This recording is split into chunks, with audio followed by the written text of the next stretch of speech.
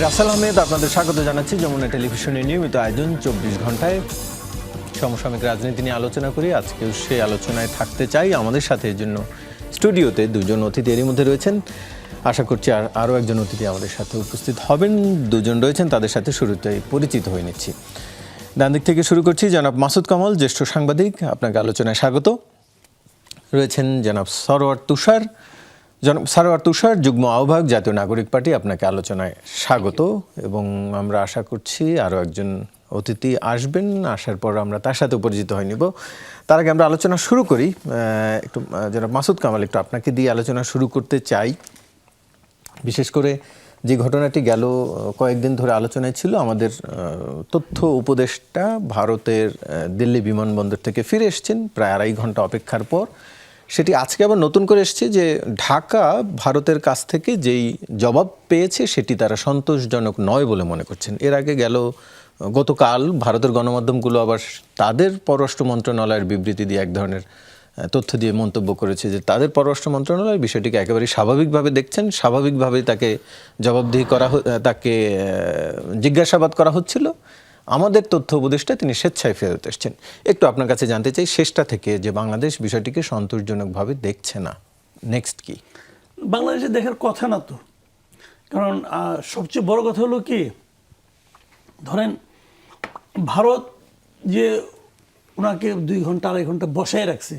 আমি ভারতে যে রণধীর জয়সওয়াল ওনার যে বক্তব্যটা পাওয়া গেল, ওটাই তো ওনাদের অফিসিয়াল স্টেটমেন্ট। ওখানে কিন্তু এই সংক্রান্ত কোনো একটা শব্দও নাই। ওনারা যেটা বলার চেষ্টা করছিল, ওনাকে জিজ্ঞাসাবাদ করছে, তারপরে ওনাকে ঢুকতে দিছে, উনি ঢুকে নাই।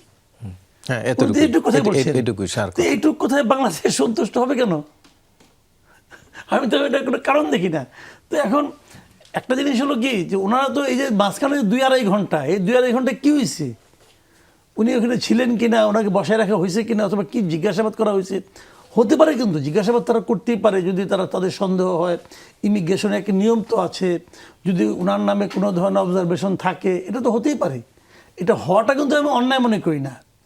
উনি এখানে উনি সবুজ পাসপোর্ট নিয়ে গেছেন, শার্ক স্টিকার নিয়ে গেছেন, উনি একজন ভিআইপি। তো উনি সবুজ পাসপোর্ট নিয়ে গেলে তো উনি সবুজ পাসপোর্টের ট্রিটমেন্টই পাবেন, এটা তো বেশ স্বাভাবিক। উনি সেখানে তো কূটনৈতিক পাসপোর্টের ট্রিটমেন্ট পাবেন না। বাংলাদেশ থেকে বলা হচ্ছিল যে তাকে তার এই যাওয়ার বিষয়ে আগেই জানানো হয়েছে, জানানো হলে তাদের দেওয়া উচিত ছিল। কিন্তু আপনি একটা কথা খেয়াল করেন, আপনি কয়েকদিন আগে তো খেয়াল আছে নিশ্চয়ই, যে যুক্তরাষ্ট্রের একটা বড় প্রতিনিধি দল প্রেসিডেন্ট ট্রাম্পের নেতৃত্বে তারা কিন্তু চীন সফরে গিয়েছিল। হ্যাঁ, সেখানে যুক্তরাষ্ট্রের যিনি আপনার পররাষ্ট্রমন্ত্রী, ওনার ব্যাপারে কিন্তু ওদের একটা অবজারভেশন ছিল চীনের। এটা কেন, যে ওখানে ওই যে মুসলিমদের উপর, উইঘুরি মুসলিমদের উপর আছে যেটা, তারপর হংকংয়ের যে মানবাধিকার বিরোধী যে চীনের বিভিন্ন ভূমিকা, এই সমস্ত কারণে উনি ওইগুলির ক্ষেত্রে কিন্তু খুব সোচ্চার ছিলেন, যে কারণে ওনার এখানে প্রবেশের ক্ষেত্রে কিন্তু এক ধরনের নিষেধাজ্ঞা ছিল। পরে উনি যখন প্রেসিডেন্টের সঙ্গে আসছেন, তখন কিন্তু ওনাকে নাম পরিবর্তন করে ঢুকতে হয়েছিল, কারণ ইমিগ্রেশন কিন্তু কাগজ দেখবে। ইমিগ্রেশনের যে ডাটাবেজ, সেখানে ওনার নামে এক ধরনের নিষেধাজ্ঞা ছিল। উনি ওই নাম নিয়ে ঢুকতে পারবেন না। ওনাকে নাম চেঞ্জ করে, নাম পরিবর্তন করে তারপর সেখানে নাম পরিবর্তন মানে কি, ওনাদের যে অতিথি যে লিস্ট, ওই লিস্টে ওনার নামটা ভিন্নভাবে লেখা হয়েছিল। কি লু লেখা হয়েছিল, কি ফার্স্ট পার্টটা ঠিক ছিল, পরের পার্টটাতে। তো এটা তো কিন্তু হয়েছিল রে ভাই, কিন্তু এটা তো অস্বাভাবিক কিছু না। কিন্তু আমার প্রশ্নটা তা না, যা ঘটনা ঘটেছে সেটা যদি ভারতীয় পক্ষ বলতেন তাহলে আমরা ব্যাখ্যা করতে পারতাম। ওনারা তো তা বলেন নাই, ওনারা কিছুই বলেন নাই। ওনারা এমনভাবে বলছেন যে উনি ইচ্ছা করে রাগ করে চলে আসছে। এই ব্যাখ্যা তো গ্রহণযোগ্য হওয়ার কোনো কারণ নাই।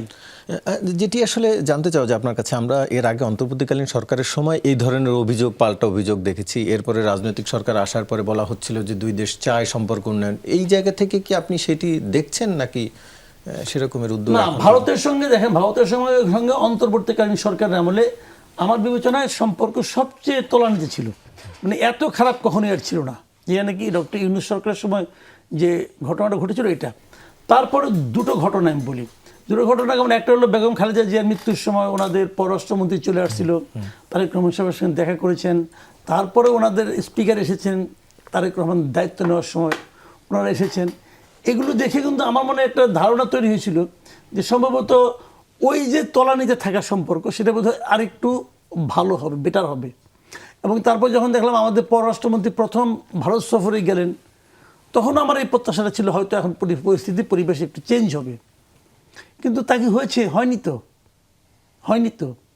এখন এটা না হওয়ার পেছনে আমাদের তো কোনো দোষ আমি দেখি না, আমাদের তো কোনো, আমরা তো সবই করেছি। আমাদের নতুন সরকার আসার পর তো পররাষ্ট্রমন্ত্রী প্রথমে ভারতেই গেছে, তাই না?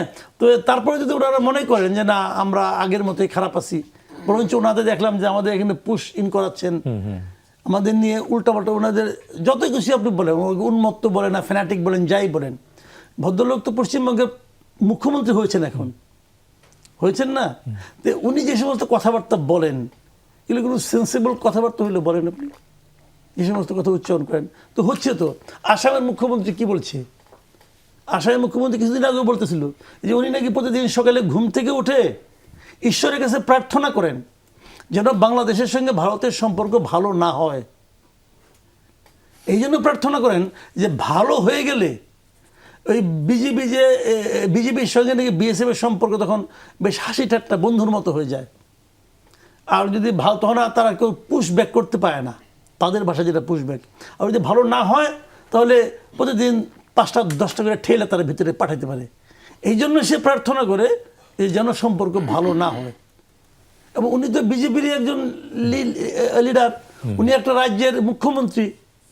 তো এটা যদি ওদের মানসিক অবস্থা হয় তো সেখানে যা হয়েছে এটাই স্বাভাবিক। এখানে আমি মনে করি এটা কারোর জন্য কোনো লাভজনক না, আমি এটা পার্সোনালি মনে করি। কিন্তু আবার দুটো প্রতিবেশী রাষ্ট্রের মধ্যে এই ধরনের সম্পর্ক থাকাও ঠিক না। লস হচ্ছে ওনাদের লস হচ্ছে না, আমাদের হচ্ছে, ওনাদের হচ্ছে। জি, আমাদের সাথে এরই মধ্যে যুক্ত হয়েছেন অ্যাডভোকেট মোহাম্মদ আলী, সম্পাদক বাংলাদেশ সুপ্রিম কোর্ট আইনজীবী সমিতি। আপনাকে আলোচনায় স্বাগত জানাচ্ছি। আলোচনা করছিলাম আমরা তথ্য উপদেষ্টার বাংলাদেশে ফিরে আসা নিয়ে। প্রসঙ্গে মাসুদ কামাল ভাই বলছিলেন পুশিনের কথা। এটিও সত্যি যে মাঝখানে 2-1 দিন গ্যাপ থাকার পরে গত রাত থেকে আবারও পুশিনের চেষ্টা হয়েছে, অর্থাৎ আমাদের এখানে। এটি যেমন সত্য, আবার সংসদে হান্নান মাসুদের একটি অভিযোগ আপনি নিশ্চয়ই শুনেছেন, গণমাধ্যমে খবর এসছে। তিনি বলছেন তার অভিযোগ যে আগের সরকারের স্বরাষ্ট্রমন্ত্রীর মতো বর্তমান মন্ত্রীও ভারতের সুরে কথা বলছেন, এবং তিনি বলছেন সব হত্যা সীমান্ত হত্যা নয়। একটু আপনার কাছে জানতে চাও যে আসলে কি মন্ত্রীরা ভারতের পক্ষপাতিত্ব করছেন কেউ? জি, ধন্যবাদ আপনাকে, ধন্যবাদ দর্শক শ্রোতাদের। পার্শ্ববর্তী দেশ ভারত, তারা একটা বড় রাষ্ট্র, তাদের বাংলাদেশের উপর প্রভুত্ব সৃষ্টি করার একটা চেষ্টা সবসময় রয়েছে, এবং এটা রাজনৈতিক ভাবে বাংলাদেশে কোন দল ক্ষমতায় থাকে তার উপরে এটা নির্ভর করে।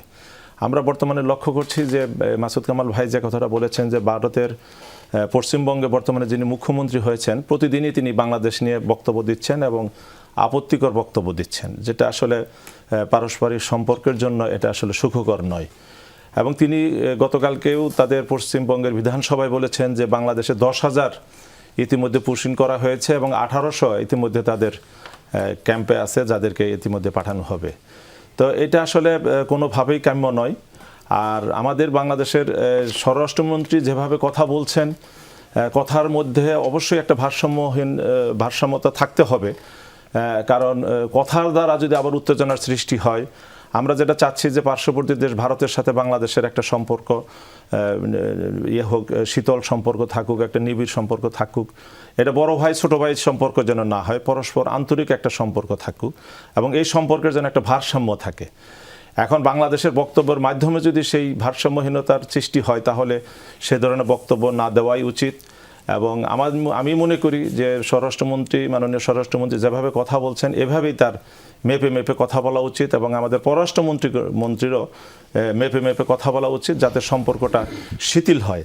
কারণ আমরা কখনোই এই পার্শ্ববর্তী রাষ্ট্রের সাথে একটা উত্তেজনাকর পরিবেশ থাকুক, সেটা আমরা কখনোই চাই না। কারণ বাংলাদেশকে উন্নয়নের দিকে নিয়ে যেতে হলে একটা শান্তিপূর্ণ পরিবেশের দরকার, একটা স্থিতিশীল সরকার, এবং যে সরকারের অধীনে দেশের মানুষ নিরাপদে থাকবে, শান্তিতে থাকবে, এবং একটা ভালো পরিবেশ হবে, যে পরিবেশের মাধ্যমে দেশটা উন্নয়নের দিকে যাবে। এখন যদি আমরা ভারত, আমাদের পার্শ্ববর্তী দেশ, তার সাথে যদি আমাদের উত্তেজনাকর পরিবেশ থাকে, তার সাথে যদি বন্ধুত্বপূর্ণ সম্পর্ক না থাকে, তাহলে দেখা যাবে যে আমরা দেশের উন্নয়নের থেকে পার্শ্ববর্তী দেশের সাথে আমাদের সম্পর্কের যে টানাপোড়েন সেটা নিয়ে বেশি ব্যস্ত থাকতে হবে। তো সেই জন্য আমি বলবো যে আসলে রাজনৈতিকভাবে অনেক কথাই বলা হয়, পার্লামেন্টে তিনি যে কথাটা বলেছেন এটা আসলে অনেকটা রাজনৈতিক বক্তব্য। আবার একটু রাজনৈতিক বক্তব্যের মধ্যে যদি একটু ইয়া না থাকে, একটু যদি একটু উত্তেজনা বা একটু ইয়ার যদি না থাকে, এই বিরোধীয় কথা যদি না থাকে, তাহলে সেটাও আবার জনগণ গ্রহণ করেন না। তো সেই জন্য অনেক রাজনৈতিক কথাবার্তাই হয়ে থাকে, কিন্তু সকল কথাই আমাদের আসলে ধরলে হবে না, আমাদেরকে আসলে বাস্তব অবস্থার মধ্যে থাকতে হবে। জি, আপনার কাছে আমি আসছি আগে, তার আগে সরোয়ার তুষারের কাছে আরেকটি বিষয়, এই বিষয়ে আমি একটু জানতে চাই। এনসিপি নেতারা কেন মনে করে যে সরকারের সাথে সরকার ভারতের সুরে কথা বলবেন বা কেউ কেউ, সেটি একটু ছোট করে জানতে চাই, পরে আমি আপনার কাছে আরও একটি বিষয় জানার আছে। জি, জানতে চাচ্ছিলাম, হান্নান মাসুদ সংসদে অভিযোগ করেছেন যে আগের সরকারের মন্ত্রীদের মতো করে ভারতের সুরে কথা বলছেন এই সরকারের স্বরাষ্ট্রমন্ত্রী, সেটি জানতে চাওয়া যে কেন। ধন্যবাদ। আমার ধারণা হান্নান মাসুদ সীমান্ত হত্যার ইস্যুটি কি নিয়ে বলছিলেন? হত্যা ইস্যুতে সম্প্রতি মাননীয় স্বরাষ্ট্রমন্ত্রী একটা মন্তব্য করেছিলেন যে কোনটাকে সীমান্ত হত্যা বলা যাবে কিংবা যাবে না, যে যদি তাদের বর্ডারে এরকম হয় তাহলে তারা কী করবে সেটা তাদের ব্যাপার। তো সম্ভবত সেটাই সমালোচনা করতে গিয়ে একই কথা বলেছে, কারণ প্রায় সিমিলার ধরনের কথা কিন্তু আমরা ওই মোমেন সাহেবের কাছ থেকে শুনতাম। পররাষ্ট্রমন্ত্রী একই কথা বলতেন যে এগুলো চোরা কারবারিরা, চোরাচালান ইত্যাদি। এখন ঘটনা হচ্ছে যে আপনি ধরা যাক অবৈধ অনুপ্রবেশকারী, ওই যুক্তিতে ধরে নিলাম, কিংবা চোরা কারবারি, তাকে যদি সে যদি ভারতে প্রবেশ করতে যায়, ভারতের ডোমেস্টিক ল বলেন আর ইন্টারন্যাশনাল ল বলেন, কোনো আইন অনুযায়ী তো তাকে শুট অ্যাট সাইট এটা অ্যালাউ করে না, তাই না? এবং আপনি এখানে সমন্বয় করতে পারেন বাংলাদেশের সাথে, মানে বাংলাদেশ তো কাউকে, ভারতীয় কাউকে এই পর্যন্ত, এই যে আপনি এখন পুশিন করছেন, কারোর দিকে গুলি করেছে, ফলে ওই বক্তব্যটাই হয়তো স্বরাষ্ট্রমন্ত্রীর ওই বক্তব্যটাকেই তিনি ধরে বলছিলেন যে এটা আগের মতো এক ধরনের জাস্টিফিকেশন দিচ্ছে। কারণ আমাদের এই স্বরাষ্ট্রমন্ত্রীকেও কিন্তু অবৈধ অনুপ্রবেশের দায়ে ভারতে তাকে দীর্ঘদিন যাবৎ অন্তরীণ থাকতে হয়েছে। তখন তিনি তো আদালতে তাকে প্রডিউস করা হয়েছে, তিনি তো মানে আইন অনুযায়ী একটা নিদান পেয়েছেন, সবার ক্ষেত্রে তাহলে সেটা হইতে হবে। হ্যাঁ, ওই বক্তব্যটা তিনি বলেছেন যে এটা এমন একটা পরিস্থিতিতে তিনি মন্তব্যটা করেছেন যখন কিনা এই গভর্নমেন্ট ক্ষমতায় আসার পরেও, বিএনপি সরকার ক্ষমতায় আসার পরেও আপনার সীমান্তে কিন্তু এখনও হত্যাকাণ্ড ঘটে চলেছে। এমনকি যেদিন ওই ত্রিবেদী সাহেব বাংলাদেশে ঢুকলেন, বন্ধুত্বের বললেন যে একই বাতাস, একই আকাশ, একই মাটি এবং একই ক্রিকেট দল, এই কথাটা বললেন, সেদিনও কিন্তু লাশ পড়েছে। ফলে এরকম একটা জায়গা থেকে আমরা আশা করি যে সরকারের পক্ষ থেকে বলা হবে, যেটা নেপাল আমাদের যে ছোট দেশ, কিন্তু নেপাল কিন্তু পরিষ্কারভাবে ভারতকে বলেছে যে তারা এটা টলারেট করবে না এবং করে নাই, এবং ভারত ক্ষমাও চেয়েছে তাদের কাছে। তাহলে ওখানে কি ম্যাজিক কাজ করে আর আমাদের এখানে কি ম্যাজিক কাজ করে যে আমরা এই কথাটুকু বলতে পারি না? অন্যান্য অনেক দিকে স্বরাষ্ট্রমন্ত্রী কিংবা বর্তমান সরকারের অনেক দায়িত্বশীলদের বক্তব্যতে আমরা সন্তুষ্ট, অন্তত যে মর্যাদার সাথে যে মন্তব্যগুলো তারা করেছেন। কিন্তু এই ইস্যুতে আপনি তো প্রকারান্তরে ভারতের এই যে শুট অ্যাট সাইট পলিসি, যেটা এমনকি পৃথিবীর সবচেয়ে জঘন্য সব সীমান্তেও আপনি এটা দেখতে পাবেন না, মানে যেখানে সবসময় টেনশন, যুদ্ধ ইত্যাদি চলতে থাকে, সেখানেও এভাবে হত্যা করা হয় না, কিন্তু আমাদের এখানে হচ্ছে। ফলে সেটা যেমন ফেলানি তো ভারত থেকে বাংলাদেশে আসছিলেন, মানে বাংলাদেশি নাগরিক, তো তাকে তো গুলি করে কাটা তারা এরকম করে ঝুলিয়ে রাখা হয়েছে। তো সেটাকে তো তাহলে স্বরাষ্ট্রমন্ত্রী ওই মন্তব্য অনুযায়ী আপনার সীমান্ত হত্যাকাণ্ড বলার সুযোগ নাই। ওই বক্তব্যটাই আমার ধারণা সমালোচনা, সেটি কারণে বলছেন। আপনার উত্তর পেয়েছি। আরেকটি বিষয় জানতে চাচ্ছিলাম, প্রথম আলো কার্যালয়ে অগ্নিসংযোগের মামলায় এনসিপির সাবেক একজন শ্রমিক সংগঠনের কর্মী আনোয়ার হোসেন, তাকে গ্রেফতার করে কারাগারে পাঠানো হয়েছে। পাঠানোর সময় তিনি আবার নতুন করে হুঁশিয়ারিও দিয়েছেন নব্য ফ্যাসিবাদের আস্তানা ভেঙে দিতে হবে। একটু আপনার কাছে জানতে চাই, ওই সময় বিষয়টি নিয়ে ব্যাপক আলোচনা ছিল। প্রথম আলো কার্যালয়ে কারা অগ্নিসংযোগ করেছেন, হামলা চালিয়েছেন, এনসিপির সাবেক একজন কর্মী গ্রেফতার হওয়া, বিষয়টাকে কিভাবে দেখছেন? দেখেন, যেদিন এই দুটো ঘটনা ঘটছে, হ্যাঁ, সেদিন এমনি বাংলাদেশে ব্যাপক টেনশন ছিল। হাদির মৃত্যুর সংবাদটা বাংলাদেশে এসেছে, এবং যখন এই দুটো পত্রিকা অফিস হামলা চালানো হচ্ছিল, আমাদের শীর্ষ পর্যায়ের নেতৃত্ব, ইনক্লুডিং আমাদের আহ্বায়ক সহ, নাসিরউদ্দিন পাটোয়ারি সহ আমাদের নারী নেতৃত্বের অনেকে ডেইলি স্টার অফিসে, তখন কেউ ওখানে যাওয়ার সাহস করছিল না। এমনকি আইন শৃঙ্খলা বাহিনীর কাছে যোগাযোগ করেও তারা কিন্তু খুব একটা সুবিধা মানে তারা মুভ করে নাই, কিন্তু আমরা গিয়েছিলাম, ঠিক আছে। এবং আমরা ডেইলি স্টার ভবন থেকে ডেইলি স্টার অনেক সাংবাদিককে বের করে আনার ক্ষেত্রে আমাদের একটা ভূমিকা ছিল। আর অন্যান্যরাও ছিলেন, যেমন সাংবাদিক নুরুল কবির ছিলেন, শহীদুল আলম সাহেব ছিলেন, রেনুমা আহমেদ ছিলেন, কিন্তু আমরাও ছিলাম। নুরুল কবির ভাই হেনস্থার শিকারও হয়েছিলেন। হ্যাঁ, একটা মব দ্বারা হেনস্থার শিকার হয়েছেন। এখন এটা তো মানে ইন নো ওয়ে আপনি এরকম দুটা পত্রিকা অফিসে হামলা, এটা তো বাংলাদেশে চলতে পারে না। ফলে আমরা পরিদর্শনে যখন গিয়েছিলাম তাদের আমন্ত্রণে, আমরা ওখানে পরিষ্কার বলেছিলাম যে হুএভার ইট ইজ, তাদেরকে আপনি ভিডিও ফুটেজ দেখবেন, দেখে তাদেরকে শনাক্ত করে আইনের আওতায় আনতে হবে। এখন এই যে আনোয়ার সাহেব, এখানে একটা নাম বিভ্রাট আছে। নাম বিভ্রাট হচ্ছে তার নামে আরেকজন আপনার আমাদের শ্রমিক শক্তিতে আছে, এটা নিয়ে একটা কনফিউশন তৈরি হয়েছে। পরবর্তীতে এই হামলার ঘটনার আগেই নভেম্বর মাসে আনুষ্ঠানিক বিবৃতি দিয়ে শ্রমিক শক্তির পক্ষ থেকে বলা হয়েছে যে এই ব্যক্তির আর ওই ব্যক্তি একই ব্যক্তি না। কিন্তু হ্যাঁ, এটা সত্য যে তিনি ওই আমাদের বিভিন্ন কর্মসূচিতে আমরা তাকে দেখেছি, কিন্তু তিনি কোনো দায়িত্বশীল কিংবা কোনো পদে নাই। এবং সে কারণেই তাকে আমরা ডিজোনও করতে পেরেছি, কারণ তাকে তো আমরা কোনো দায়িত্বশীল রাখি না, কারণ তার বিভিন্ন স্টেপস আমাদের কাছে প্রবলেমেটিক মনে হচ্ছিল। কিন্তু আমাদের পাবলিক প্রোগ্রামে তো কারো আসাটা আমাদের পক্ষে আটকানোটা একটু কঠিন, কিন্তু যখন আমরা একটা পাবলিক কর্মসূচি দিই অনেক উৎসাহী লোক আসতে পারে, কিন্তু তাকে আমরা এই যে তার এরকম কিছু বিপজ্জনক প্রবণতা বা টেন্ডেন্সি আমাদের নজরে পড়েছিল বলে আমরা তাকে কোনো সংগঠনের কোনো পদে আসি নাই। আমাদের মহানগরে আসতে চেয়েছিল, সেখান থেকে তাকে আনা হয় নাই। শ্রমিক শক্তিতে পরে ঘেঁষতে চেয়েছে, সেখানেও আমরা তাকে রাখি নাই। কিন্তু ওই যে আপনি যখন একটা কর্মসূচি দেন তখন তো আসার চেষ্টা করে, সেখান থেকেই ওই একটা কনফিউশন তৈরি হয়েছে। এবং আমি এটাকে সমর্থন করি তাকে অ্যারেস্ট করাটা, হ্যাঁ, যে তিনি তার প্রমাণ পাওয়া গেছে, আমি ছবি দেখেছি, তিনি ওই দিন হামলায় জড়িত ছিলেন, ফলে তাকে অ্যারেস্ট করেছে। আইন অনুযায়ী তার শাস্তি হওয়া উচিত, এবং আরও যারা এটার সাথে জড়িত, মানে যারা যারা জড়িত তাদের প্রত্যেককে আইনের আওতায় আনতে হবে, কারণ এটা অত্যন্ত গর্হিত কাজ যে আপনি, এবং আপনি এটা করছেন হাদির নামে। এটা হলো আরও আপনার মানে সবচেয়ে যেটা ট্র্যাজেডি, কারণ হচ্ছে হাদির পরিষ্কার বক্তব্য আছে যে আপনি প্রথম আলোতে ওখানে যান কেন, পারলে একটা প্রথম আলো বানান, কথাটা খুব সিম্পল। তাহলে আপনি হাদির নামে গিয়ে কাজ করছেন কেন এবং কাদের উস্কানিতে করছেন? মানে এটা আমরা কোনোভাবে সমর্থন করি না। সেদিন আপনারা সেখানে গিয়ে উদ্ধার করে আনলেন, আপনিও বলছিলেন কিছুক্ষণ আগে, এটি আমরাও দেখেছি, আমরাও জানি। আবার এই ব্যক্তির আটক হওয়া, তার মানে ওই সময় যারা আপনাদেরকে দেখে শান্ত হয়েছিল, তার মানে কি আপনাদের অনুসারী কিনা? আমি আরেকটা বিষয় জানতে চাই যে এনসিপিতে কি এই ধরনের মনোভাবাপন্ন লোকজন আছেন যারা গণমাধ্যমের প্রতি বিদ্বেষপূর্ণ মনোভাব ধারণ করে? মানে এনসিপি সাংগঠনিক কাঠামোর মধ্যে নাই, কিন্তু এনসিপি নতুন দল হিসেবে কিভাবে আনতে পারলেন শান্ত করে? অনেকেই সেদিন আপনারা কিভাবে উদ্ধার করতে পারলেন? ধরেন যারা পরিচিত কয়েকটা ছাত্র নেতৃত্ব, তাদের তো একটা গুরুত্ব আছে, এবং যারা এই ধরনের মব করে তারা তখনই করতে পারে যখন কেউ এখানে আসতে চায় না সাহস করে। কিন্তু এদের আমি দেখেছি বা আমি মনে করি যে তাদের আসলে সাহস খুব কম, মানে যারা এই ধরনের ভ্যান্ডালিজম করে, যখনই কেউ দায়িত্ব নিয়ে ওখানে দাঁড়িয়েছে তখনই এরা এখান থেকে পিছু হটতে বাধ্য হয়েছে, ঠিক আছে? ফলে এরা আমাদের কর্মী, এটা তো একেবারেই আমি তো আপনার এই ইয়েতে অন রেকর্ড বলছি যে আপনি ভিডিও ফুটেজ দেখে দেখে নাম পরিচয় সহ বের করেন, প্রত্যেককে আইনের আওতায় আনেন, এবং যদি এর সাথে এনসিপির আর কারোর আপনি কোনো ধরনের সংশ্লিষ্টতা পান এটা ওপেন করেন, আমাদের কোনো সমস্যা নেই। প্রথম আলোর এই নিউজে তো প্রথমে ভুলভাবে তাকে ওই যে যেহেতু নাম বিভ্রাট, ভুলভাবে তাকে এনসিপির নেতা দাবি করা হয়েছিল। পরে আমরা যখন তাকে দেখালাম যে আপনাদের এই ঘটনা ঘটার আগেই এই নাম বিভ্রাটের বিষয়টা আমরা আনুষ্ঠানিক বিবৃতি দিয়ে পরিষ্কার করেছি, তখন কিন্তু তারা এটা নিউজটা সংশোধন করেছে। ফলে এটা খুবই ক্লিয়ার। যদি আপনি দেখাতে পারেন যেখানে আরও এনসিপি লোকজন জড়িত আছে, আমরা এটা দায় নিতে প্রস্তুত আছি। কিন্তু আমার মনে হয় যে এটা একটা খুবই যেহেতু সেন্সিটিভ বিষয় এবং গণমাধ্যমের উপর হামলা, এটা বাংলাদেশে আমরা কখনো চাই না। ফলে এখানে আমরা অনুমানের ভিত্তিতে আলোচনা করলে একটা বিভ্রান্তির সৃষ্টি হতে পারে। আপনি ভিডিও ফুটেজ দেখে দেখে যারা দোষী তাদেরকে শনাক্ত করে আইনের আওতায় আনেন, এক্ষেত্রে আমাদের পূর্ণ সমর্থন আছে।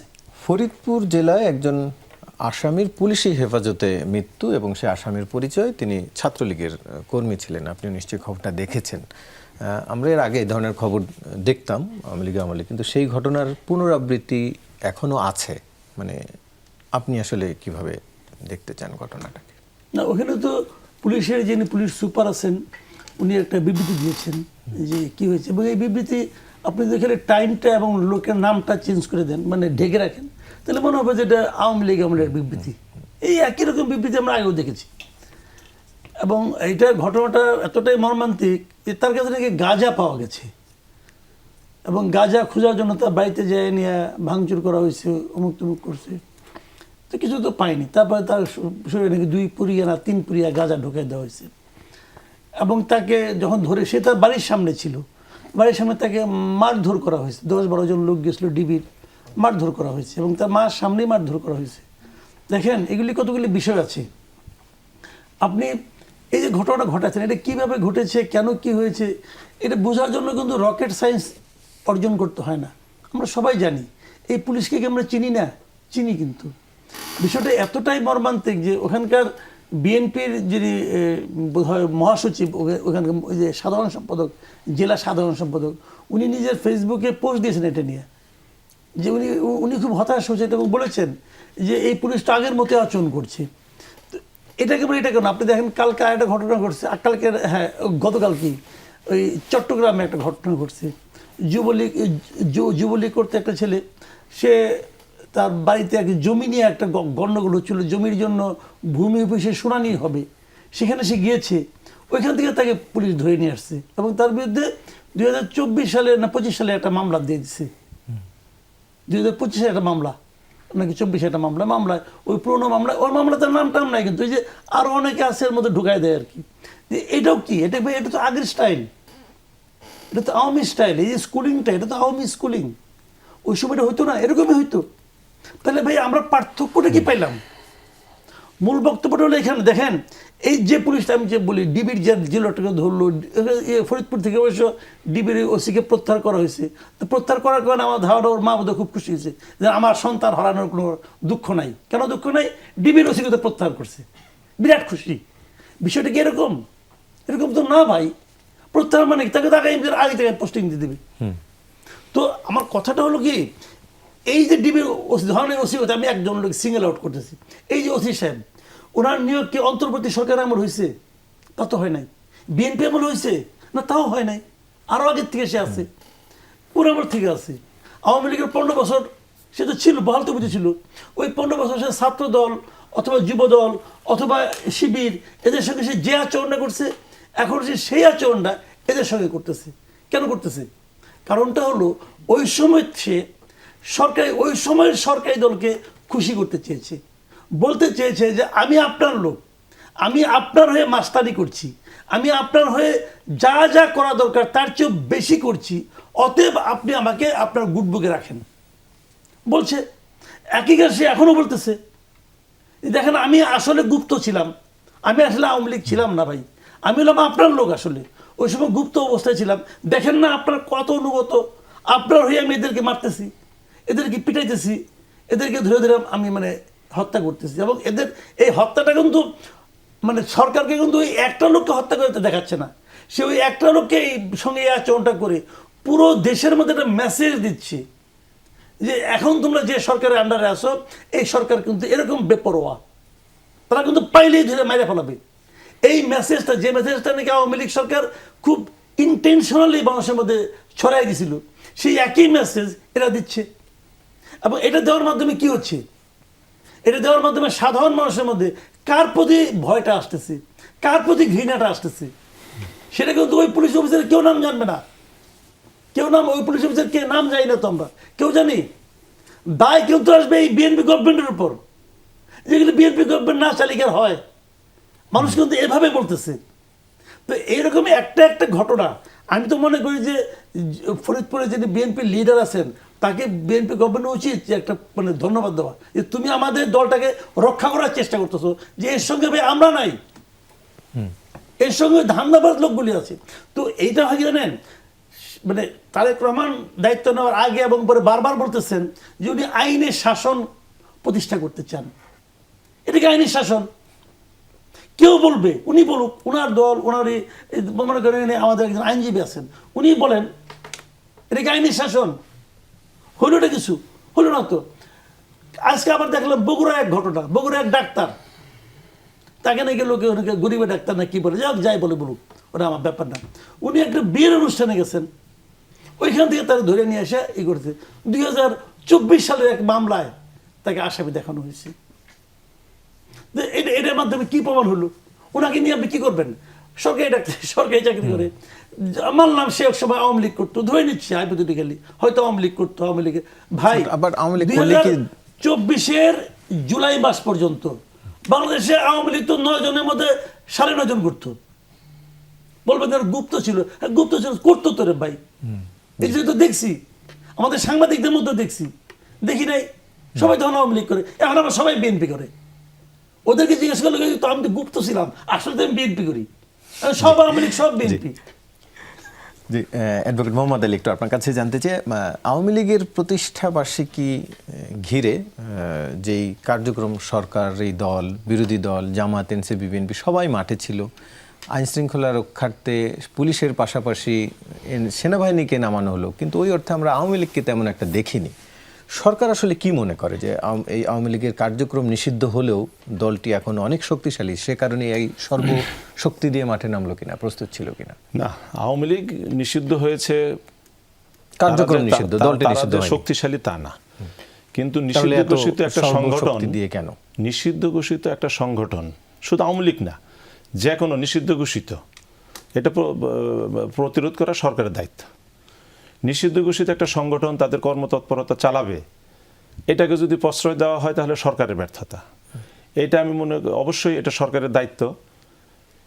আওয়ামী লীগ সহ অন্য কোনো রাজনৈতিক সংগঠন থাকুক বা অন্য যে কোনো সংগঠন থাকুক, তাদের কার্যক্রম যদি বাংলাদেশের আইন দ্বারা নিষিদ্ধ থাকে, সেই নিষিদ্ধ সংগঠনের কার্যক্রম কোনোভাবেই চালাইতে দেওয়ার দায়িত্ব সরকারের না, বরঞ্চ এটাকে প্রতিরোধ করতে হবে। যেমন যদি কোনো সন্ত্রাসী কর্মকাণ্ড রাজনীতির বাইরেও থাকে, সংগঠিত হওয়ার কোনো সম্ভাবনা থাকে, সরকার সেটাকে প্রতিরোধ করবে, এবং সেটা প্রতিরোধ করার জন্য গোয়েন্দা তথ্যের ভিত্তিতে যে ধরনের আইন শৃঙ্খলা বাহিনী নিয়োজিত করা দরকার সেই ধরনের নিয়োজিত করবে। নিশ্চয়ই সরকারের কাছে আওয়ামী লীগ বড় ধরনের কোনো নাশকতা করতে পারে এই ধরনের কোনো তথ্য ছিল, এবং সেই তথ্যের ভিত্তিতেই ব্যাপক প্রস্তুতি নিয়েছিল এবং আইন শৃঙ্খলা বাহিনীর পাশাপাশি সেনাবাহিনী এবং বিজিবিকেও মোতায়েন করেছিল, এবং সেই প্রস্তুতির নেওয়ার ফলেই কিন্তু তারা যে ধরনের পরিকল্পনা করেছিল সেটা তারা বাস্তবায়ন করতে পারেন, এবং সেই ধরনের পরিকল্পনা নিয়ে তারা রাস্তায় নামতে পারে নাই। এবং ভবিষ্যতেও যদি এরকম কোনো প্রস্তুতি তারা নেয়, এটাকেও প্রতিরোধ করার দায়িত্ব রাষ্ট্রের এবং আইন শৃঙ্খলা রক্ষাকারী বাহিনীর। এখানে ভিন্নভাবে দেখার কোনো সুযোগ নাই যে আওয়ামী লীগ বড় ধরনের খুব শক্তিশালী সংগঠন হয়ে গেছে অথবা আওয়ামী লীগকে সরকার ভয় পাচ্ছে, তা না। তো এটা যেটা করেছে সেটা স্বাভাবিক এবং এভাবেই হওয়া উচিত। ভবিষ্যতেও যেন তারা কোনোভাবেই আর মাথা ছাড়া দিয়ে উঠতে না পারে, কারণ আমরা তো গত 15টি বছর যে সংগঠনের বিরুদ্ধে আন্দোলন করেছি, শত শত মানুষ গুম হয়েছে, খুন হয়েছে, এবং জুলাই আন্দোলনে প্রায় 150 সহস্রাধিক আমাদের তাজা প্রাণ ঝরেছে। তো সেই স্বৈরাচার আবারও রাজপথে আসবে, আবারও আন্দোলন করবে, আবারও এই দেশের রাজনীতিতে অংশগ্রহণ করবে, এটা কিন্তু কোনো রাজনৈতিক দলই বাংলাদেশে চায় না। বিশেষ করে যারা বাংলাদেশের মঙ্গল চায়, বাংলাদেশের উন্নয়ন চায়, তারা কিন্তু চায় না। ইতিমধ্যে আপনি যদি দেখেন যে বাংলাদেশ জাতীয়তাবাদী দলের সাথে যারা জোটবদ্ধ ছিল তাদের সাথে একটা রাজনৈতিক দূরত্ব সৃষ্টি হয়েছে, অথবা রাজনৈতিকভাবে তারা একটু ভিন্ন প্ল্যাটফর্মে গিয়েছে, কিন্তু এই সন্ত্রাসী সংগঠনের ব্যাপারে তারা কিন্তু সকল রাজনৈতিক দলই কিন্তু তারা রাজপথে ছিল, এবং তারা সমানভাবেই তারা ভূমিকা রাখার চেষ্টা করেছে। তো অতএব আমাদেরকে এভাবে ভবিষ্যতে জাতীয় ইস্যুতে ঐক্যবদ্ধ থাকতে হবে এবং আমাদেরকে ঐক্যবদ্ধভাবেই মোকাবেলা করতে হবে, কারণ বাংলাদেশে আর আমরা ফেসিবাদ দেখতে চাই না, আর আমরা স্বৈরাচার দেখতে চাই না। আমরা একটা গণতান্ত্রিক রাষ্ট্র দেখতে চাই। আমরা চাই বাংলাদেশটা একটা উন্নয়নের দিকে যাক। আমরা চাই বাংলাদেশ দরিদ্রমুক্ত হোক। আমরা চাই বাংলাদেশ একটা স্বাবলম্বী দেশ হোক। আমরা দেশের ভিতরে দেশের বাইরে যেন মাথা উঁচু করে আমাদের বাংলাদেশের যে নাগরিকত্ব, সেই নাগরিকত্বের জন্য পরিচয় আমরা দিতে পারি। তো সেই জন্য আমি বলবো যে কিছু কিছু বিষয়ে অবশ্যই আমাদেরকে ঐক্যমত হতে হবে, যেভাবে আমরা এই গত আওয়ামী লীগের প্রতিষ্ঠাবার্ষিকী উপলক্ষে অধিকাংশ রাজনৈতিক দল ঐক্যবদ্ধভাবে রাজপথে ছিল, ভবিষ্যতেও আমাদেরকে থাকতে হবে। জি স্যার, তুষার, যেটি বলছিলাম যে আওয়ামী লীগ প্রসঙ্গে সবাই একসাথে মাঠে ছিলেন, তারপরও আবার দলের কেউ বলা না, আপনাদের দলের প্রধান নাহিদ ইসলাম একটি মন্তব্য করেছেন, গুম খুনের বিচার না করলে সরকার পূর্ণ মেয়াদ শেষ করতে পারবে না। গুম খুনের যাদেরকে অভিযুক্ত মনে করছেন তাদের প্রসঙ্গে তো সরকারের সাথে আপনাদের এক ধরনের মতৈক্য, আওয়ামী লীগ প্রসঙ্গে সরকারের আপনাদের সাথে তো মিলে যাচ্ছে, তারপরও কেন মনে করছেন যে সরকার বিচার করবে না, এই সরকার পূর্ণ মেয়াদ থাকতে পারবে না? আপনি একটা জিনিস দেখেন, সেটা হলো যে এই যে আইসিটি ট্রাইব্যুনাল এই জুলাই হত্যাকাণ্ড সহ মানবতা বিরোধী অপরাধের জন্য যেটা নির্ধারিত, এটার কার্যক্রম কি এখন আমরা খুব একটা কোনো খবর দেখি, কোনো গতি দেখি? তেমন মনে হচ্ছে যেন এটা অলমোস্ট নাই হয়ে গেছে, এবং জুলাই হত্যাকাণ্ডের বিচারটা ক্রমশ অনিশ্চিত হয়ে যাচ্ছে। গুমের মতো জিনিস, আমি সেদিন দেখলাম যে একজন গুমের জন্য আটককৃত একজন অফিসার, তিনি যে বাহিনীর অফিসার হন না কেন, কিন্তু গুমের জন্য আটক করা অফিসার, তাকে এমনভাবে নিয়ে যাওয়া হচ্ছে, মনে হচ্ছে তাকে এসকর্ট করে নিয়ে যাওয়া হচ্ছে। হাত করা তো নাই, তিনি হাসতে খেলতে এরকম স্পোর্টিংলি বের হচ্ছেন, মানে কোনো ধরনের তার মধ্যে অপরাধবোধ তো নাই, বরং তিনি এক ধরনের নিশ্চিন্ত, এরকম মনে হয়েছে আমার কাছে। তো অর্থাৎ মানবতা বিরোধী অপরাধের জন্য আপনি তাকে শাস্তি দিতে বদ্ধপরিকর, কোনো না কোনোভাবে এইটার মধ্যে ফাঁক টের পাওয়া যাচ্ছে। এ কারণেই তারা হচ্ছে এরকম ইনু সাহেবকে যখন আমরা আসতে যাইতে দেখি, এবং বরং এই কথা বলেছেন তিনি, আমি খুব আশ্চর্য হলাম ওই ইয়েতে দাঁড়িয়ে, যে লাল ডায়েরিতে লিখে রাখছি কোন কর্মকর্তা, কোন অফিসার, পুলিশ অফিসার থেকে শুরু করে কোন জজ, কে আমার সাথে কি করছে সব লিখে রাখছি। এভাবে তারা হুমকি দেওয়ার চেষ্টা করছে। তাহলে এগুলোর ক্ষেত্রে মানে সরকার সেরকম একদিকে হ্যাঁ কার্যক্রম নিষিদ্ধ আওয়ামী লীগের ক্ষেত্রে তারা কড়াকড়ি দেখিয়েছে। আমি মনে করি যে এখানে আর্মি নামানোটাতে বাড়াবাড়ি ছিল, এতটা দরকার ছিল না, কারণ বিএনপি সহ জামায়াত ইসলামী, আমরা, এমনকি পুলিশ প্রশাসন সবাই যেহেতু মাঠে ছিল, আর্মি নামানোটা একটা অতিরিক্ত মনে হয়েছে। বাইরের বিশ্বের কাছে এরকম মেসেজ যেতে পারে যে এখন আর্মিও পর্যন্ত নামাতে হচ্ছে নির্বাচিত সরকারকে। এটা হয়তো এই প্রথম ধাপে কোনো দরকার ছিল না, কারণ বড় কোনো ধরনের নাশকতা ঘটে নেই। ঘটলে তারপর সেটা আমাদের লাস্ট রিসোর্ট হতে পারতো, সেটা আমি সেটার সাথে একমত। কিন্তু এর বাইরে যে বিচার কিংবা গুম কিংবা মানবতা বিরোধী অপরাধ, জুলাই হত্যাকাণ্ডের এগুলোর বিচারের ক্ষেত্রে আমি মনে করি যে সরকার একটা শিথিলতা আছে। কিন্তু এই শিথিলতা না দেখিয়ে একটা রোডম্যাপ, বিচার একটা রোডম্যাপ থাকা উচিত যে কীভাবে কোনভাবে বিচার কার্যক্রমটা শেষ হবে। হ্যাঁ, কিন্তু সেটা না হলে এখনও শহীদের ফ্যামিলিরা আমাদের সামনে কান্নাকাটি করে বা টেলিভিশনের সামনে কান্নাকাটি করে। তো এইগুলোর ক্ষেত্রে আপনার সরকারের আরও শক্ত এবং ফার্মনেস দেখানো উচিত, এটা হচ্ছে বক্তব্য। এর বাইরে কার্যক্রম নিষিদ্ধ আওয়ামী লীগের ব্যাপারেও সরকারের একাধিক দায়িত্বশীল ব্যক্তি কিন্তু এক এক রকম কথা বলেন। কেউ একটু নমনীয়তা দেখান, কেউ আবার একটু কড়াকড়ি দেখান। যেমন স্বরাষ্ট্রমন্ত্রীর এই বক্তব্য যথেষ্ট কড়া এই বিষয়ে, তিনি সাংবাদিকদের বারবার মনে করিয়ে দেন যে এটা কার্যক্রম নিষিদ্ধ বলতে হবে। কিন্তু আবার আরও অন্য কেউ যখন ব্রিফ করেন তারা একটু কেমন যেন একটু নরম করে কথা বলেন, যে হয়তো তারা আসতেও পারবে এই কার্যক্রম নিষিদ্ধ অবস্থায়। এ কারণে আমি মনে করি সরকারের মধ্যে এটা নিয়ে এক ধরনের দোটানা আছে, এটা সরকারকে কাটাতে হবে। এবং কার্যক্রম নিষিদ্ধ তারা যেটা স্বরাষ্ট্রমন্ত্রী বলেছেন যে আদালতে এটার ফয়সালাটা হবে, যে তারা আসলে রাজনৈতিক দল তাদেরকে এই মুহূর্তে বলা যাবে কিনা, এর মানে আদালতে এটা শুরু হওয়ার আগ পর্যন্ত তাদেরকে রাজনৈতিক দল বলার সুযোগ নেই। উনি যেটা মাফিয়া শক্তি বলেন, আমি এটার সাথে একমত। তো এই কারণে কিন্তু যেহেতু নিষিদ্ধ হয়নি, তাহলে কেন বলা যাবে না রাজনৈতিক দল? তাদের কার্যক্রম নিষিদ্ধ হয়েছে, দলটি তো এখনো নিষিদ্ধ হয়নি। না, আমি রাজনৈতিকভাবে বলছি এটা। আচ্ছা, এটা হয়তো আপনি আইনগতভাবে এটা এরকম বলা যাবে না, আইনগতভাবে কার্যক্রম নিষিদ্ধটা ঠিক আছে, কিন্তু রাজনৈতিকভাবে আমি যেভাবে রাজনীতিকে বুঝতে চাই, রাজনৈতিক দলের ভূমিকা ইত্যাদি, সেটার ক্ষেত্রে আমি আর আওয়ামী লীগকে রাজনৈতিক দল মনে করি না। মাফিয়া শক্তি যেটা স্বরাষ্ট্রমন্ত্রী বলেছেন সেটার সাথে আমি একমত। এবং এই বক্তব্য, এটা তো সরকারের রাজনৈতিক বক্তব্য স্বরাষ্ট্রমন্ত্রী, কিন্তু আসলে জিনিসটা তো ফয়সালা হতে হবে আদালতে। তো সেই প্রসেসটা এগিয়ে নেওয়া উচিত। এইটা কিন্তু আমরা পার্লামেন্টে তুলেছি যে দল হিসেবে আওয়ামী লীগের বিচার প্রক্রিয়াটা এগিয়ে নিতে হবে। সেই ব্যাপারে এখনো পর্যন্ত কোনো পদক্ষেপ দেখা যাচ্ছে না। আমি এখানে একটু সাপ্লিমেন্ট করব। জি, একদম ছোট করে। হ্যাঁ জি, সাপ্লিমেন্টটা হলো যে এই বাংলাদেশে একটা সন্ত্রাস বিরোধী আইন আছে, সেই আইনের ভিতরে একটা তফসিল আছে, যে সেই তফসিলে উল্লেখ আছে বাংলাদেশে কোন কোন রাজনৈতিক সংগঠন নিষিদ্ধ। আওয়ামী লীগ কিন্তু সেখানে তফসিলভুক্ত একটা নিশ্চিত রাজনৈতিক সংগঠন, অর্থাৎ এর যে কোনো কর্মকাণ্ড কিন্তু সন্ত্রাস দমন আইনের অধীনে একটি অপরাধ। এবং আমার মারুফ কামাল ভাই যে কথাটা বলেছিলেন যে পুলিশি হেফাজতে যে একটা লোক মারা গিয়েছে, আমাদের দেশে কিন্তু হেফাজতে নির্যাতন আইন একটা আছে, হ্যাঁ, নির্যাতন নিবারণ একটা আইন আছে। সেই আইনটাকে আরেকটু সংশোধন করে আমরা যদি এই আইনটাকে প্রয়োগ করি ভবিষ্যতে, তাহলে দেখা যাবে যে এই হেফাজতে নির্যাতন বা হেফাজতে মৃত্যু এইটা অনেকটা কমে যাবে। একটি সংবাদ নিশ্চয় আপনি খেয়াল করেছেন যে এমপিরা অর্থাৎ সংসদ সদস্যরা নিজ নিজ আসনের অবকাঠামো উন্নয়নের জন্য 50 কোটি টাকা বরাদ্দ পাবেন 5 বছরে। আবার দুদিন আগেই আরেকটি সংবাদও আমরা দেখেছি যে এই অর্থ বছরে যে 5 কোটি টাকা বরাদ্দ ছিল সেটি সরকার ফেরত দিচ্ছে, সেটি সরাসরি পাবেন না, প্রধানমন্ত্রী কার্যালয়ের অনুমোদন লাগবে। প্রথমটি দুদিন আগের সংবাদটি অনেকে আশাব্যঞ্জক মনে করলেও পরেরটি আবার মনে করছেন তাহলে আগেরটি কি সিদ্ধান্ত, পরেরটি কি সিদ্ধান্ত, আপনি কিভাবে দেখেন? এখন প্রথমত কথা হলো কি, এমপিদের মাধ্যমে উন্নয়ন কার্যক্রম পরিচালনা করার এম বিরোধী। কারণ আমার দেশে তো এখন স্থানীয় সরকার বলতে একটা বিষয় আছে। এটা এই মুহূর্তে ইলেকটেড স্থানীয় সরকার না, লোকাল গভর্নমেন্ট নাই, ঠিক আছে, 2 দিন পরে তো হবে। এখন তো একটা প্রশাসক আছে। তো স্থানীয় সরকার, এদের তো কাজ আছে ভাই, ওদের কাজটা কি? আপনি যদি এমপি সাহেবদের দিয়ে এত কাজ করান, এমপি সাহেবদের হাতে যদি এত ক্ষমতা দেন, তাহলে স্থানীয় সরকারের কাজটা কি থাকে? শুনেন, আপনি যত কিছুই বলেন, একটা দেশের আপনি যদি উন্নতির কথা ভাবেন যে আমাদের দেশে উন্নতি করতে হবে, তাহলে স্থানীয় সরকারকে শক্তিশালী করা ছাড়া ভাই কোনো বিকল্প নাই, কোনো বিকল্প নাই। আপনি যে দেখেন যে সমস্ত জায়গায় লোকাল গভর্নমেন্ট স্ট্রং না হবে সেই দেশে উন্নতি হবে না। ওই হবে, মনে করেন আগে গোপালগঞ্জে যে হয়েছে এবার বগুড়ার হবে, এর চেয়ে বেশি কিছু হবে না, ওইটুকুই হবে।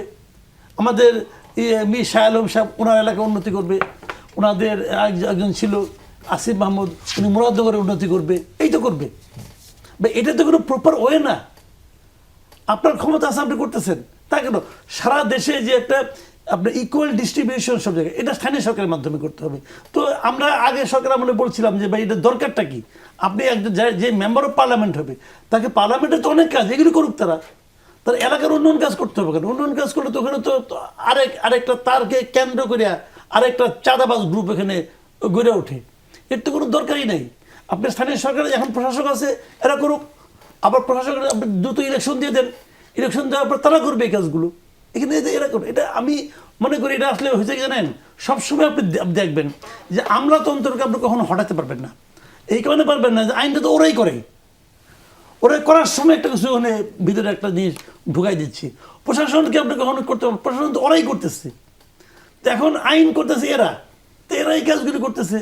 গাড়িগুলি পায় নাই, চক্ষু লজ্জার খাতিরে গাড়ি নিবেটা কইছে, এখন ওটা পোষাইতে হবে না, এইভাবে পোষাই দিছে, কোনো সমস্যা নাই। বাট এটা একটা খুবই খারাপ একটা টেন্ডেন্সি আমি মনে করি। জি, ভিন্ন আরেকটি প্রসঙ্গে অ্যাডভোকেট মোহাম্মদ আলী, একটু আপনার কাছে জানতে চাই, আদালতের প্রসঙ্গে আসলে জামাতপন্থী 7 ডেপুটি অ্যাটর্নি জেনারেল এবং 11 সহকারী অ্যাটর্নি জেনারেল পদত্যাগ করেছেন। এই পদত্যাগটিকে আবার বিএনপি আইন বিষয়ক সম্পাদক তিনি বলছেন এটি এক ধরনের রাজনৈতিক স্ট্যান্ডবাজি। মানে কেন তারা পদত্যাগ? দেখেন, তাদের তো আগেই পদত্যাগ করা উচিত ছিল। তারা একটা রাজনৈতিক দলের আদর্শে বিশ্বাসী এবং সেই দলের তারা শীর্ষ অনেকেই খুব ভালো গুরুত্বপূর্ণ পদে আছেন। যখন তাদের দল বিরোধী দলে চলে গিয়েছে তখন তো তাদের এই পদে থাকার আর কোনো ছিল না, সুযোগ ছিল না, এবং তাদের অনেকে আগেই চলে যাওয়া উচিত ছিল। তারা গিয়েছেন কারণ হলো যে কিন্তু অ্যাটর্নি জেনারেল কার্যালয়টা কি আসলে দলীয় কার্যালয় কিনা? না, আমি সেটা বলি না। আমি বলি যে তারা আবার গেলেন, দেখেন দলীয় কথাবার্তা বলেই চলে গেলেন। তারা কি বললেন যে আমরা একটা রাজনৈতিক দল জামাত ইসলামের তারা নেতাকর্মী, এটা কিন্তু তারা স্বীকার করেছেন। না, তারা গেছেন হচ্ছে সংস্কার না হওয়ার, না, এটা দোষারোপ করেছেন যে সংস্কার না হওয়ার বা পৃথক সচিবালয় প্রতিষ্ঠা না হওয়ার কারণে তারা গিয়েছেন। এটা হলো একটা রাজনৈতিক স্ট্যান্ড, বা যে একটা কিছু বলে যেতে হয় তাই। এখন আপনি যে দপ্তরি চালান, যে চালান, সেখানে কিন্তু কাজের একটা গতি আনতে হবে।